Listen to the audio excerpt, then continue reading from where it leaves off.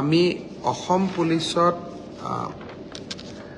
৬,৪৩৪টা পোষ্টৰ বাবে আবেদনৰ প্ৰক্ৰিয়া আৰম্ভ কৰিছিলোঁ আৰু আজি আমি সিদ্ধান্ত ললো যে অহা ৩ অক্টোবৰৰ পৰা পুলিচৰ ফিজিকেল টেষ্টসমূহ আৰম্ভ হ'ব। গতিকে মই সকলোকে অনুৰোধ কৰিম যে বানপানীৰ যেতিয়াই পানী শুকাব আমাৰ খেলপথাৰসমূহ মুকলি হ'ব, আমি দৌৰা প্ৰেক্টিছ আৰম্ভ কৰিব লাগে, কাৰণ ৩ অক্টোবৰৰ পৰা অসম আৰক্ষীৰ ফিজিকেল টেষ্ট আৰম্ভ হ'ব। মোৰ লক্ষ্য হৈছে যে ফিজিকেল টেষ্ট, ৰিটেন আৰু ভাইভা তিনিওটা প্ৰক্ৰিয়া সম্পূৰ্ণ কৰি এই বিত্তীয় বৰ্ষতে আমি যাতে এই ৬,৪৩৪টা পদ ভৰ্তি কৰিব পাৰোঁ, এটা সুন্দৰ নিযুক্তি প্ৰক্ৰিয়াৰ মাজেৰে ল'ৰা ছোৱালীক নিযুক্তি দিব পাৰোঁ আৰু তাৰ লগে লগে ২০২৫ চনৰ বাবে আকৌ এবাৰ নিযুক্তি প্ৰক্ৰিয়া আমি যাতে আৰম্ভ কৰিব পাৰোঁ। বিভিন্ন স্থানত গ'লে ছাত্ৰ ছাত্ৰীসকলে ADREৰ পৰীক্ষাসমূহ কেতিয়া অনুষ্ঠিত হ'ব সেই বিষয়েও মোক প্ৰশ্ন কৰে। আজি আমি সেই বিষয়েও এখন বৈঠক কৰিছিলোঁ।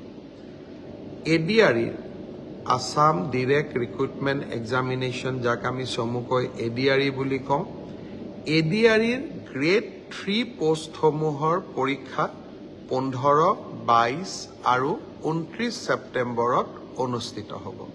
মই আকৌ এবাৰ কৈছোঁ যে গ্ৰেড 3 পোষ্টসমূহৰ বাবে ইণ্টাৰভিউ 15, 22 আৰু 29 ছেপ্টেম্বৰত অনুষ্ঠিত হ'ব।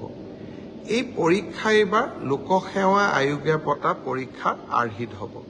প্ৰথমতে প্ৰিলিমিনাৰী পৰীক্ষা হ'ব, তাৰ পিছত মেইনছ হ'ব আৰু মেইনছৰ পিছত আমি ভাইভা প্ৰক্ৰিয়াৰ মাজেৰে আমি সমগ্ৰ ইণ্টাৰভিউ প্ৰক্ৰিয়াটো সমাপ্ত কৰিম।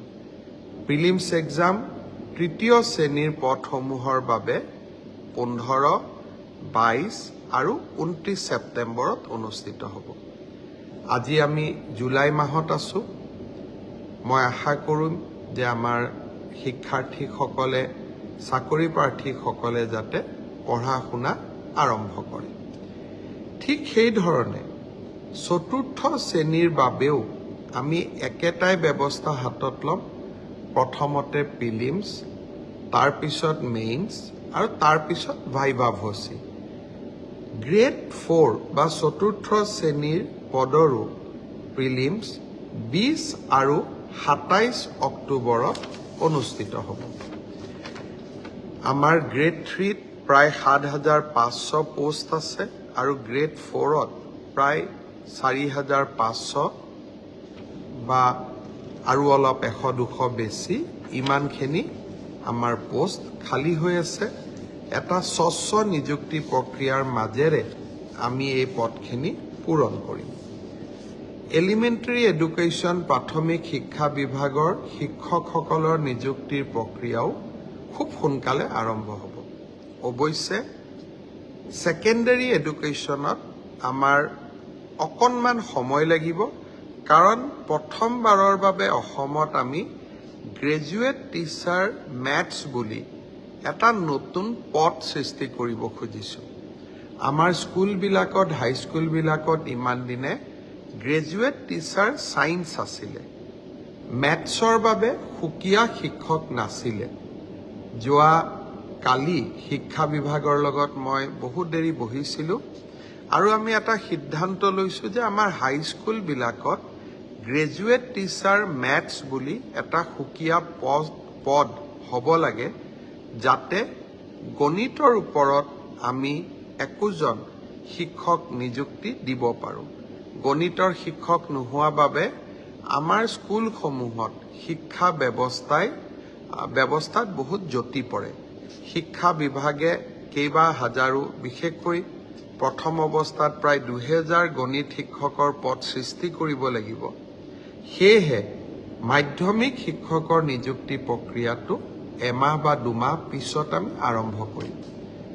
সেই হ'লেও মোৰ লক্ষ্য যে এই গোটেই পোষ্টখিনি গ্ৰেড 3ত 7,600, গ্ৰেড 4ত 5,000, পুলিচত 6,434, এলিমেণ্টাৰী এডুকেশ্যনত 5,550 গৰাকী শিক্ষক, ছেকেণ্ডাৰী এডুকেশ্যনতো প্ৰায় 8,000 শিক্ষক, এই গোটেই অৰ্থাৎ প্ৰায় 35,000 নিযুক্তি আমি মাৰ্চ মাহ বা এপ্ৰিল, বিশেষকৈ বহাগ বিহুৰ আগতে আমি শেষ কৰিব